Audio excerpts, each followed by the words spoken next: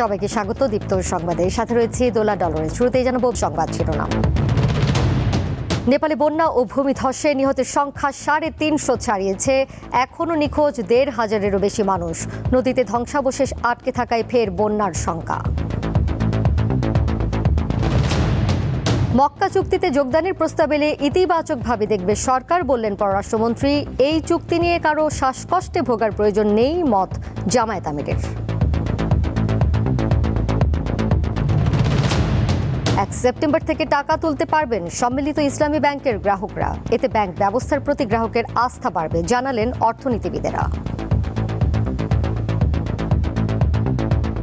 সরকারের একটা চেষ্টা হচ্ছে যাতে করে 5টা যেটা সম্মিলিত ব্যাংক, এটাকে যদি দাঁড় করানো যায়।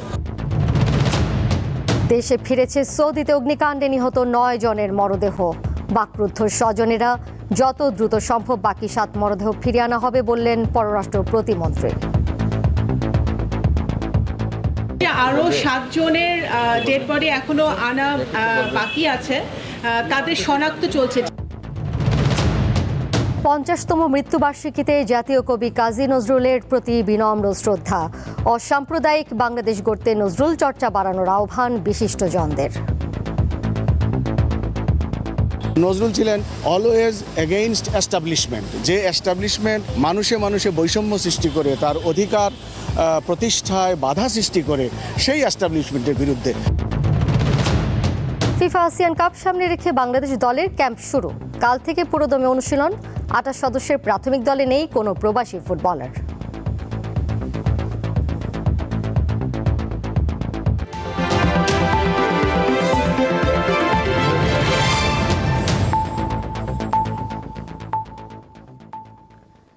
এতক্ষণ শুনছিলেন শিরোনাম, এবারে চলে যাচ্ছি পুরো খবরে। নেপাল তিব্বত সীমান্তে ভয়াবহ আকস্মিক বন্যা ও ভূমিধসে নিহতের সংখ্যা বেড়ে 389 জনে দাঁড়িয়েছে। এখনও নিখোঁজ 1,500-এরও বেশি মানুষ। এর মধ্যে নেপালে 9 শতাধিক এবং তিব্বতে 5.5 শতাধিক মানুষ নিখোঁজ রয়েছেন। তাদের মধ্যে অধিকাংশই ভারত, মালয়েশিয়া, যুক্তরাষ্ট্র ও যুক্তরাজ্য সহ 28টি দেশের পর্যটক। এছাড়া নেপালের অন্তত 9টি জলবিদ্যুৎ প্রকল্প, 19টি সেতু এবং 40 কিলোমিটার মহাসড়ক ভেসে গেছে। নিখোঁজদের সন্ধানে এখন উদ্ধার অভিযান অব্যাহত রয়েছে। যুক্তরাষ্ট্রের ভূতাত্ত্বিক জরিপ সংস্থা USGS জানিয়েছে, হিমবাহ, ধস এবং ধ্বংসাবশেষের প্রবাহ থেকে আকস্মিকভাবে এই ভয়াবহ বন্যা ও ভূমিধস পরিস্থিতি তৈরি হয়। নদীতে ধ্বংসাবশেষ থাকায় ফের বন্যার শঙ্কা করা হচ্ছে।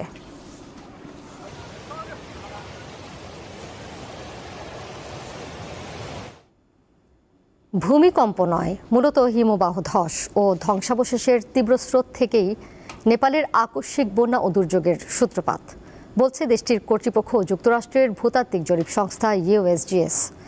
পাশাপাশি পাহাড় থেকে বিপুল পরিমাণ বরফ ধসের সাথে পাথর ও কাদামাটি থাকায় প্রাণহানি বেশি হয়েছে। অন্যদিকে একই অঞ্চলে দ্বিতীয় দফায় আকস্মিক বন্যার সতর্ক বার্তা দিয়েছে কর্তৃপক্ষ। 26 আগস্ট নেপালের তিব্বত সীমান্তবর্তী রসুয়া জেলার গ্রামের মানুষের কাছে বুধবার সকালটা অন্যান্য সাধারণ দিনের মতোই ছিল। পাহাড় ঘেরা শান্ত জনপদ, নদীর স্বাভাবিক স্রোত। কিন্তু কেউ হয়তো কল্পনাও করেনি যে কয়েক মুহূর্তেই সেই পরিচিত প্রকৃতি এমন ভয়ঙ্কর রূপ নেবে। অন্যান্য দিনের মতোই কাজ করছিলেন স্থানীয়রা, ঘুরে বেড়াচ্ছিলেন পর্যটকরা। কিন্তু সকাল 9টার দিকে হিমালয় অঞ্চল জুড়ে নেমে আসে এক ভয়ঙ্কর আকস্মিক বন্যা। তিব্বত থেকে নেপালের ভোতেকুশ নদীতে কাদা পানির তীব্র স্রোত এসে আছড়ে পড়ে ঘনবসতিপূর্ণ গ্রামগুলোতে। মুহূর্তের মধ্যে গ্রাস করে বিস্তীর্ণ এলাকা। তিব্বতের সঙ্গে নেপালের গুরুত্বপূর্ণ গিয়েরং স্থলবন্দরে এই ভূমিধসের ঘটনা ঘটে। তিব্বত সহ ওই এলাকার যোগাযোগ ব্যবস্থা এবং বিদ্যুৎ সংযোগ বিচ্ছিন্ন হয়ে যায়। পাহাড় থেকে নেমে আসা শক্তিশালী কাদা পানির ঢল মুহূর্তের মধ্যে ভাসিয়ে দেয় নদীর তীরবর্তী গ্রাম, বাজার, রাস্তা, সেতু। কাদামাটিতে আটকে পড়ার কারণে শত শত মানুষের প্রাণহানি হয়। নিখোঁজ বা যোগাযোগ বিচ্ছিন্ন রয়েছেন 1,500-এরও বেশি মানুষ, যাদের বেশিরভাগই পর্যটক এবং ভারতীয় নাগরিক। আকস্মিক এই বন্যার কারণ ভূমিকম্প থেকে হয়েছে প্রথমে ধারণা করা হলো পরে জানা যায় মূলত ভূমিধস এবং তুষারধস থেকেই এর সূত্রপাত। তুষারধসের জেরে পাথর ও বরফের স্তূপে অবরুদ্ধ থাকা নদীর গতিপথ হঠাৎ ভেঙে সৃষ্টি হয় এই বিধ্বংসী আকস্মিক বন্যার। স্যাটেলাইট চিত্রেও বড় ধরনের বরফ পাথরের ধস ও ধ্বংসাবশেষ দেখা গেছে। ইউএসজিএস এর মতে এ ধরনের ডেব্রিস ফ্লো খুব দ্রুত গতিতে নেমে আসে এবং সামনে যা পায় তাই ধ্বংস করে ফেলে। বিপর্যস্ত এলাকাটি হিন্দু, বৌদ্ধ ও জৈন ধর্মাবলম্বীদের কাছে গুরুত্বপূর্ণ। প্রতি বছর এই সময়ে বিপুল পর্যটক এখানে জড়ো হন। কয়েক হাজার পর্যটক নেপাল হয়ে মানস সরোবরে যান। জলবায়ু পরিবর্তনের কারণে এই অঞ্চলের হিমবাহ দ্রুত গতিতে গলছে বলছেন বিজ্ঞানীরা। এদিকে একই অঞ্চলে দ্বিতীয় দফায় বন্যার সতর্কবার্তা দিয়েছে স্থানীয় কর্তৃপক্ষ। নেপালের সীমান্তবর্তী ভারতের বিহার ও উত্তরপ্রদেশেও বন্যা সতর্কতা জারি করা হয়েছে। এ বন্যা ও ভূমিধসকে 2015 সালের প্রাণঘাতী ভূমিকম্পের পর নেপালে সবচেয়ে বড় প্রাকৃতিক দুর্যোগ বলা হচ্ছে। প্রকৃতি আমাদের জন্য আশীর্বাদ, কিন্তু এই প্রকৃতি যখন বিগড়ে যায় তখন ধরণীতে নেমে আসে মহাপ্রলয়। আর এই বিপদের সামনে কয়েক মিনিটের ব্যবধানই জীবন মৃত্যুর পার্থক্য হয়ে দাঁড়ায়। ইশরাত সুমা, দীপ্তবার্তা পক্ষ। যাচ্ছে পরের প্রসঙ্গে। জাতীয় সংসদ থেকে ওয়াকআউট করেছে বিরোধী দল। রাতে তৃতীয় অধিবেশন চলাকালে এই ঘটনা ঘটে। রাত 8টার দিকে ডেপুটি স্পিকার ব্যারিস্টার কায়সার কামালের সভাপতিত্বে সংসদ অধিবেশনে দিনের কার্যসূচি অনুযায়ী আইন প্রণয়নের কার্যাবলী শুরু হয়। এর পরপরই বিরোধী দলীয় নেতা শফিকুর রহমান দাঁড়িয়ে কথা বলার অনুমতি চান। পরে ডেপুটি স্পিকার অনুমতি দিলে বিরোধী দলীয় নেতা সংবিধান সংশোধন কমিটি গঠন ইস্যু ছাড়াও জুলাই সনদের বাস্তবায়ন ও গণভোটের রায় বাস্তবায়ন ইস্যু সহ বেশ কিছু বিলের বিষয়ে আপত্তি তুলে ওয়াকআউটের ঘোষণা দেন। এক পর্যায়ে বিরোধী দলীয় সংসদ সদস্যরা একে একে আসন ত্যাগ করেন। এর আগে স্বরাষ্ট্রমন্ত্রী সালাউদ্দিন আহমদের একটি বক্তব্য ঘিরে জাতীয় সংসদে ব্যাপক উত্তেজনা তৈরি হয়। মাননীয় স্পিকার, আপনাকে অজস্র ধন্যবাদ মাননীয়। মক্কা চুক্তিতে যোগ দিতে সদস্য দেশগুলোর কাছ থেকে প্রস্তাব এলে সরকার তা ইতিবাচকভাবে বিবেচনা করবে বলে জানিয়েছেন পররাষ্ট্রমন্ত্রী খলিলুর রহমান।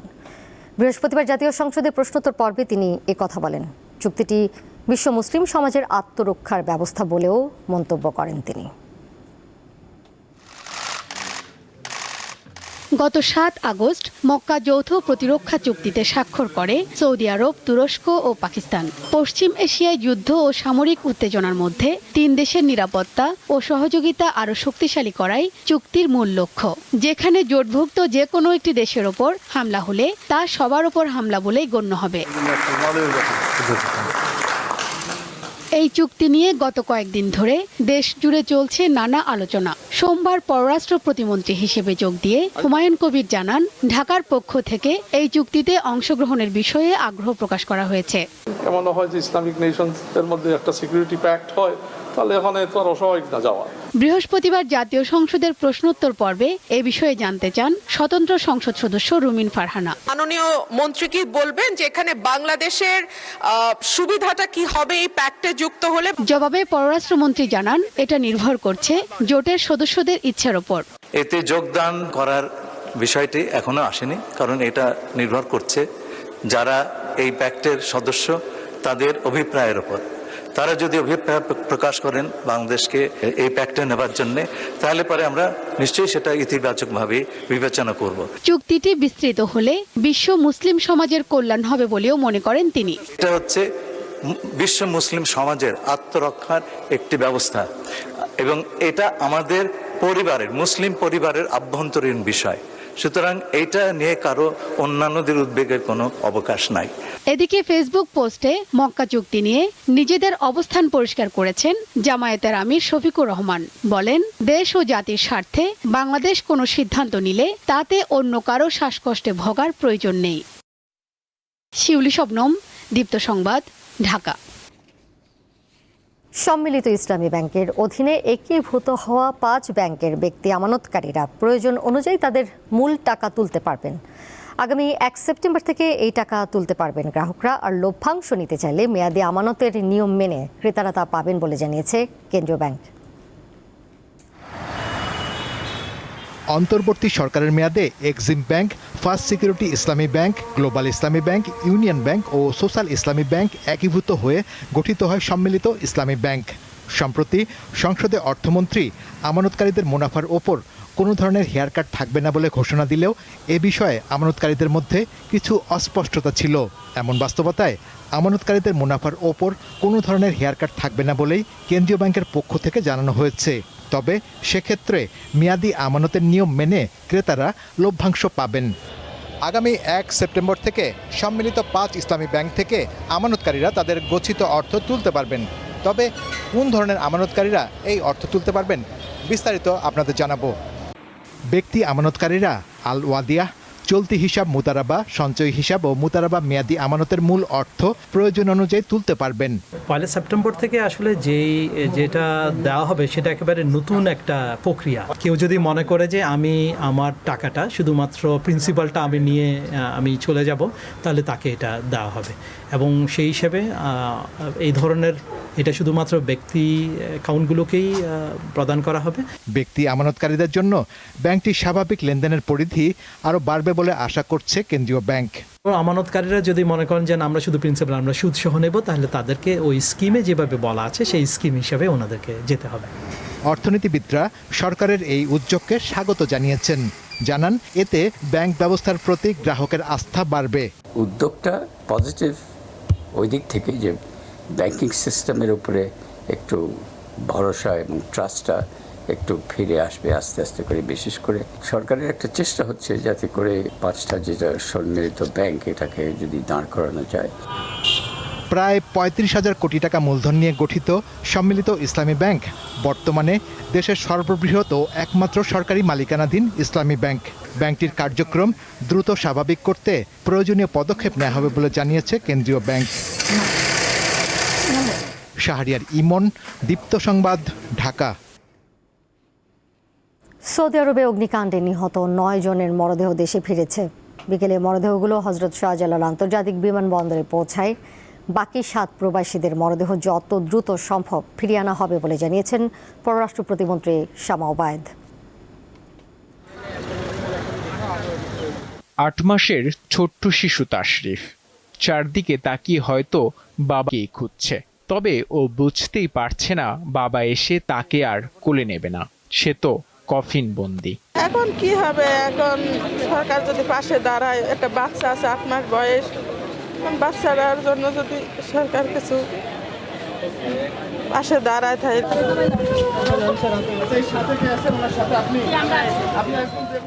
নওগাঁর আত্রাই উপজেলার গাফফার প্রামাণিক এসেছেন 2 ছেলের মরদেহ নিতে। নিজের সহায় সম্বলটুকু বিক্রি করে তাদেরকে পাঠিয়েছিলেন সৌদি আরব। 2 ছেলেই ফিরেছে লাশ হয়ে। কর্মক্ষমতা যে 2টা সওয়ালি নির্ভর, সেই 2টা সওয়ালি তো আল্লাহ পাক কাছে চলে গেল। এখন আমার ভবিষ্যৎ জীবন মালিকই জানে কি দাঁড়াবে। কেউ গিয়েছিলেন পরিবারের মুখে হাসি ফোটাতে, কেউ গিয়েছিলেন সচ্ছল জীবনের আশায়। তবে অনেকের আশা ছিল অবশেষে ফিরবেন সেই পরিবারের কাছে, তবে ফিরলেন নিথর দেহ হয়ে। গত 9 আগস্ট সৌদি আরবের রিয়াদে একটি সোফা কারখানায় অগ্নিকাণ্ডের ঘটনায় 16 বাংলাদেশির মৃত্যু হয়। আঙুলের ছাপ পরীক্ষার মাধ্যমে 9 জনের পরিচয় নিশ্চিত হওয়ার পর বৃহস্পতিবার বিকালে 9 জনের মরদেহ দেশে আসে। শুধু এই আর্থিক সহযোগিতা নয়, আমরা আমাদের মন্ত্রণালয়ের পক্ষ থেকেও আমরা তাদের পরিবারকে কিভাবে আরও সহযোগিতা করা যায় সে বিষয়েও আমরা চিন্তা ভাবনা করছি। আপনাদেরকে বলে রাখতে চাই যে আরও 7 জনের ডেড বডি এখনো আনা বাকি আছে, তাদের শনাক্ত চলছে। পরে পরিবারের কাছে মরদেহ বুঝিয়ে দেয়া হয়। নূর আলম, দীপ্ত সংবাদ, ঢাকা। অন্যায়ের বিরুদ্ধে দ্রোহ, মানবতার প্রেম ও সাম্যবাদের চেতনায় দীপ্ত জাতীয় কবি কাজী নজরুল ইসলামের 50তম মৃত্যুবার্ষিকী আজ। দিনটি উপলক্ষে ঢাকায় নজরুল সমাধিতে ফুল দিয়ে শ্রদ্ধা জানান বিভিন্ন শ্রেণী পেশার মানুষ। কবির প্রতি অকৃত্রিম ভালোবাসা প্রকাশের পাশাপাশি তার সৃষ্টির আরও চর্চার উপর গুরুত্ব দেন বিশিষ্টজনেরা।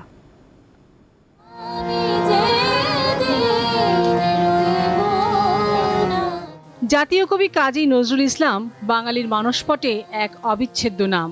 সব্যসাচী এই সাহিত্যিকের সৃষ্টি প্রতি ক্ষণে যোগায় প্রেরণা। মানবতার কবি কাজী নজরুল ইসলামের 50তম প্রয়াণ দিবসে তার সমাধিতে ফুল দিয়ে শ্রদ্ধা জানিয়েছেন বিভিন্ন সামাজিক, রাজনৈতিক ও সাংস্কৃতিক সংগঠন এবং সাধারণ মানুষ। শ্রদ্ধা জানাতে আসা বিশিষ্টজনেরা বলেন, বর্তমান সময়ের নানা অস্থিরতা ও অসাম্প্রদায়িক বাংলাদেশ গড়ার লড়াইয়ে নজরুল চর্চা বাড়ানোর কোনো বিকল্প নেই। নজরুল ছিলেন অলওয়েজ এগেইনস্ট এস্টাবলিশমেন্ট, যে এস্টাবলিশমেন্ট মানুষে মানুষে বৈষম্য সৃষ্টি করে, তার অধিকার প্রতিষ্ঠায় বাধা সৃষ্টি করে, সেই এস্টাবলিশমেন্টের বিরুদ্ধে। সেটা ব্রিটিশই হোক, সেটা যদি তার সজ্ঞানে পাকিস্তানি হতো তাও হতো, যদি এখনও তিনি বেঁচে থাকতেন তাহলেও তিনি এই সমস্ত কারণে এস্টাবলিশমেন্টের বিরুদ্ধে থাকতেন। সুতরাং যারা এস্টাবলিশমেন্টে ছিলেন তারা যে সমস্ত একাডেমিক এস্টাবলিশমেন্টকে সহায়তা করতেন তারা নজরুলকে সজ্ঞানে এড়িয়ে গেছেন। নজরুলের নাটকগুলোতে যেমন গভীর রাজনৈতিক ও সামাজিক দর্শন রয়েছে, তেমনি রয়েছে অসাধারণ কাব্যময়তা। নাট্যচর্চার মূলধারায় নজরুলকে ব্যাপকভাবে ফিরিয়ে আনলে দেশের নাট্য সাহিত্য আরও সমৃদ্ধ হতো বলে মন্তব্য করেন এই নাট্য নির্দেশক। চর্চার ক্ষেত্রে আমরা মূলত দুটো দিকে আমরা মনোযোগ দিই, সেটা হলো সঙ্গীত এবং আবৃত্তি, অর্থাৎ তার কাব্য এবং সঙ্গীতের দিকটা। এখন প্রশ্ন হলো তার কিন্তু সৃষ্টির অনেক দিক রয়েছে যেগুলোর খুব একটা আমাদের নজরই নেই। যেগুলোর প্রথমে আমি বলবো নাটক একটা দিক। নাটক নজরুল প্রায় ৮০টির উপরে নাটক লিখেছেন। শিশুতোষ নাটক লিখেছেন প্রায় ৩০টারও উপর, যেগুলো নাটক আকারে পরিবেশিত হয়। এই দিকটা আমাদের কিন্তু নজরে নেই। ১৩৮৩ বঙ্গাব্দের ১২ ভাদ্র নিভে গিয়েছিল বাংলা সাহিত্য ও সঙ্গীতের এই অনন্য প্রতিভার জীবন প্রদীপ। বিদ্রোহ আর প্রেমের অমলিন সুর বুনে যিনি দিয়েছেন আত্মমর্যাদার শক্তি, সেই জাতীয় কবি কাজী নজরুল ইসলামের প্রয়াণের অর্ধশতক পূর্ণ হয়েছে আজ। এই অর্ধশতকেও কাজী নজরুল ইসলামের দর্শন, গান, কবিতা এতটুকু পুরনো হয়নি, বরং তার লেখনী এখনও বাঙালির যে কোনো লড়াই, সংগ্রাম, আন্দোলনের প্রথম হাতিয়ার। তাই তো বাঙালির চেতনায় চিরভাস্বর, চিরতরুণ কাজী নজরুল ইসলাম। লাবণী গুহ, দীপ্ত সংবাদ, ঢাকা। জ্বালানি সংকট মোকাবিলায় বাংলাদেশকে সহযোগিতা করতে চায় চীন। বিশেষ করে সৌরবিদ্যুৎ ও নবায়নযোগ্য জ্বালানি খাতে সহযোগিতার সুযোগ রয়েছে বলে জানিয়েছেন চীনের রাষ্ট্রদূত ইয়াওভেন। বৃহস্পতিবার সচিবালয় স্থানীয় সরকার, পল্লী উন্নয়ন ও সমবায় মন্ত্রী ডক্টর আব্দুল মঈন খানের সঙ্গে সৌজন্য সাক্ষাৎ শেষে সাংবাদিকদের প্রশ্নের জবাবে এসব কথা বলেন চীনের রাষ্ট্রদূত। তিনি বলেন, ডক্টর মঈন খান চীনের একজন পুরনো বন্ধু। তিনি বহুবার চীন সফর করেছেন এবং দলীয় পর্যায়ে সহযোগিতার ক্ষেত্রে গুরুত্বপূর্ণ ভূমিকা রেখেছেন। এখন তিনি বাংলাদেশের গুরুত্বপূর্ণ একটি মন্ত্রণালয়ের দায়িত্বে থাকায় চীন খুশি। পরে এলজিআরডি প্রতিমন্ত্রী মীর শাহে আলম চীনা প্রতিনিধি দলের সাথে বৈঠকের বিষয়বস্তু সাংবাদিকদের কাছে তুলে ধরেন।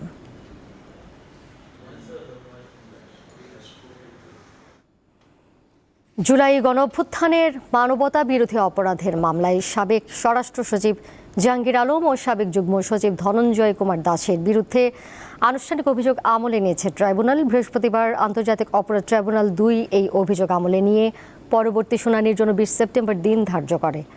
এর আগে সকালে আন্তর্জাতিক অপরাধ ট্রাইব্যুনালের রেজিস্ট্রারের কাছে অভিযোগ জমা দেওয়া হয়। তদন্ত শেষে চিফ প্রসিকিউটরের কার্যালয়ে প্রতিবেদন দেন সংশ্লিষ্ট কর্মকর্তা।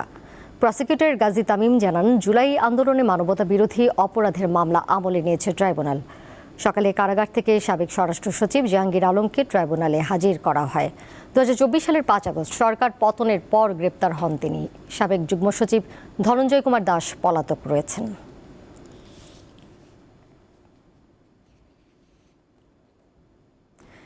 দেশের অন্যতম শীর্ষ বিদ্যাপীঠ সেন্ট্রাল উইমেন্স ইউনিভার্সিটিতে শিক্ষার্থীদের একাডেমিক শিক্ষার পাশাপাশি ব্যবহারিক ও শিল্প খাত সংশ্লিষ্ট দক্ষতা সুযোগ সৃষ্টি করতে মাইক্রো ক্রেডেনশিয়াল কোর্সের উদ্বোধন করা হয়েছে। রাজধানীর টিকাটুলিতে অবস্থিত সেন্ট্রাল উইমেন্স ইউনিভার্সিটির ক্যাম্পাসে জিআইজেড বাংলাদেশের সহযোগিতায় বিশ্ববিদ্যালয়টিতে আনুষ্ঠানিকভাবে যাত্রা শুরু করল ১৩টি শিল্প খাত সংশ্লিষ্ট মাইক্রো ক্রেডেনশিয়াল কোর্স। বর্তমান কর্মবাজারের চ্যালেঞ্জ মোকাবেলায় নারী শিক্ষার্থীদের দক্ষ করে তোলার উপর গুরুত্ব আরোপ করা হয়। এই কোর্সগুলো আধুনিক কর্মক্ষেত্রের চাহিদা পূরণে ছাত্রীদের সক্ষমতা বাড়াবে এবং ভবিষ্যৎ নেতৃত্বের পথ সুগম করবে। জিআইজেড বাংলাদেশের ডিজিটাল স্কিলস টু সাকসিড বা DS25 প্রজেক্টের সহযোগিতায় বিশ্ববিদ্যালয়টিতে যাত্রা শুরু করল ১৩টি শিল্প খাত সংশ্লিষ্ট মাইক্রো ক্রেডেনশিয়াল কোর্স। একাডেমিক ডিগ্রির পাশাপাশি শিক্ষার্থীদের ব্যবহারিক কাজের সরাসরি অভিজ্ঞতা, উচ্চশিক্ষার দক্ষতা উন্নয়ন এবং আধুনিক কর্মক্ষেত্রের চাহিদার মধ্যে আরও শক্তিশালী সংযোগ গড়ে তোলার পথে একটি গুরুত্বপূর্ণ পদক্ষেপ। অনুষ্ঠানে প্রধান অতিথি হিসেবে উপস্থিত ছিলেন সেন্ট্রাল উইমেন্স ইউনিভার্সিটি ট্রাস্টি বোর্ডের চেয়ারম্যান কাজী জাহিদুল হাসান, সেন্ট্রাল উইমেন্স ইউনিভার্সিটির উপাচার্য পারভিন হাসান। এছাড়া আরও উপস্থিত ছিলেন সিসনোভা ইনফরমেশন সিস্টেমস লিমিটেডের ব্যবস্থাপনা পরিচালক কাজী জিশান হাসান।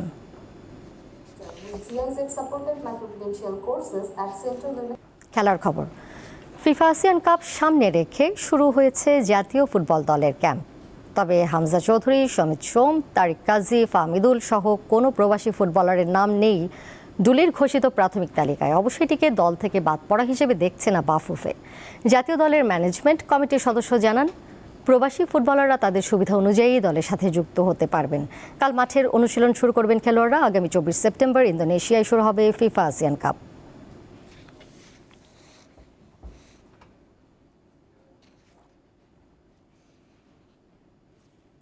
শেষ করব দীপ্ত সংবাদ। যাবার আগে সংবাদ শিরোনাম জানাবো আরও একবার। নেপালে বন্যা ও ভূমিধসে নিহতের সংখ্যা 350 ছাড়িয়েছে। এখনও নিখোঁজ 1,500-এরও বেশি মানুষ। নদীতে ধ্বংসাবশেষ আটকে থাকায় ফের বন্যার শঙ্কা। মক্কা চুক্তিতে যোগদানের প্রস্তাব এলে ইতিবাচকভাবে দেখবে সরকার, বললেন পররাষ্ট্রমন্ত্রী। এই চুক্তি নিয়ে কারো শ্বাসকষ্টে ভোগার প্রয়োজন নেই, মত জামায়াত আমিরের।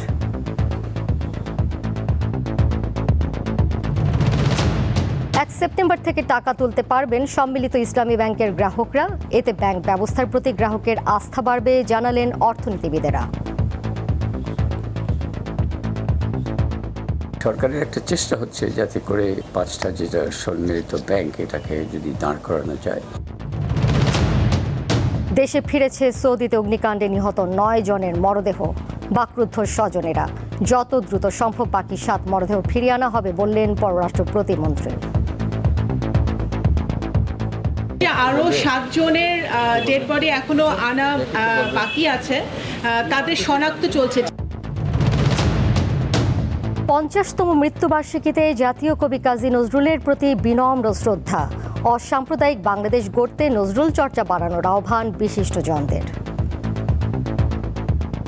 নজরুল ছিলেন অলওয়েজ এগেইনস্ট এস্টাবলিশমেন্ট, যে এস্টাবলিশমেন্ট মানুষে মানুষে বৈষম্য সৃষ্টি করে, তার অধিকার প্রতিষ্ঠায় বাধা সৃষ্টি করে, সেই এস্টাবলিশমেন্টের বিরুদ্ধে। ফিফা আসিয়ান কাপ সামনে রেখে বাংলাদেশ দলের ক্যাম্প শুরু। কাল থেকে পুরোদমে অনুশীলন। 28 সদস্যের প্রাথমিক দলে নেই কোনো প্রবাসী ফুটবলার।